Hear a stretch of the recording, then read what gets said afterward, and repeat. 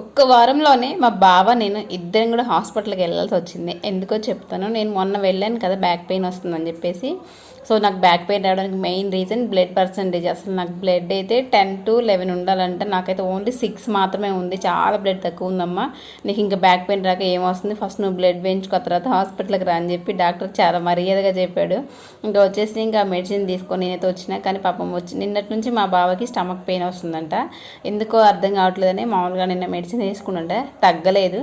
మళ్ళీ ఈరోజు హాస్పిటల్కి అయితే వెళ్ళిందంట. వెళ్తే కొంచెం ఇండైజేషన్ ఉంది, అందుకనే నొప్పి వస్తుంది, చూద్దాం 1 or 2 days చూడండి సార్ అని చెప్పేసి అన్నారంట. చూసారా, 1 week జస్ట్ నేను మొన్న సాటర్డే వెళ్ళాను హాస్పిటల్కి. ఈరోజు మళ్ళీ ఏంటి వెన్స్డే కదా, 1 week కూడా అవ్వలేదు. ఏంటో మా బావ ఎప్పుడు అంటూ ఉంటాడు, నాకు ఎప్పుడు ఆగస్ట్ నెల వస్తే కొంచెం ఇబ్బందిగా ఉంటుంది, డబ్బులు ఉండే కదా అని చెప్పేసి అంటాడు. కానీ ఈసారి ఆగస్టులో బాగానే ఉంది, కానీ సెప్టెంబర్ 1st weekలో ఇలా అయిందో ఏంటో అర్థం కావట్లేదు. సరే కానీ